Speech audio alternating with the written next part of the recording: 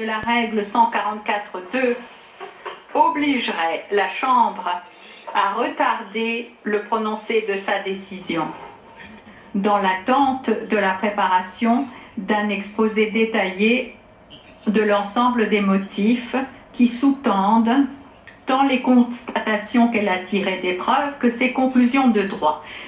Étant donné le volume du dossier des preuves et le degré de détail des arguments avancés par les parties et les participants, et comme la majorité a déjà pris sa décision sur la base de l'évaluation des preuves, la majorité ne saurait justifier le maintien des accusés en détention durant la période nécessaire à la préparation d'un exposé détaillant par écrit l'ensemble des motifs de sa décision.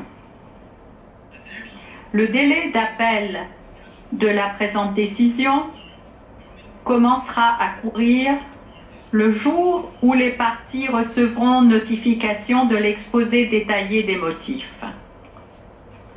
Le procureur peut, dès aujourd'hui, saisir la Chambre d'une requête du type prévu à l'article 81.3c i. Par ces motifs, la Chambre, à la majorité de ses membres, dit que le procureur ne s'est pas acquitté de la charge de la preuve conformément à la norme applicable telle que prévue à l'article 66 du Statut de Rome. Fait droit aux demandes d'acquittement présentées par la défense de Laurent Gbagbo et celle de Charles Blé-Goudet concernant l'ensemble des charges portées à leur encontre. Ordonne la mise en liberté immédiate des deux accusés conformément à l'article 81.3c du statut. Non, s'il vous plaît, non. Non.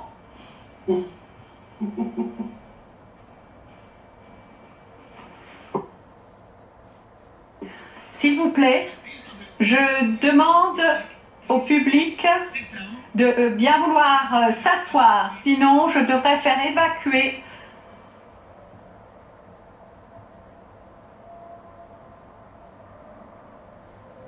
la galerie.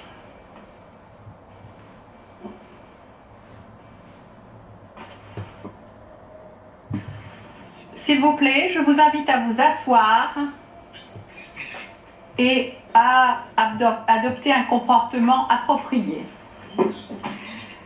Ordonne la mise en liberté immédiate des deux accusés conformément à l'article 81.3c du statut sous réserve de toute demande que le procureur pourrait introduire en vertu de l'alinéa i de ce même article. Décide que les délais d'appel de la présente décision commenceront à courir à la publication de l'exposé détaillé des motifs de celle-ci. Dit que les demandes de mise en liberté actuellement pendantes sont désormais sans objet. Madame le juge Herrera Carbuccia a déposé par écrit une opinion dissidente. Ainsi se conclut la décision orale de la Chambre.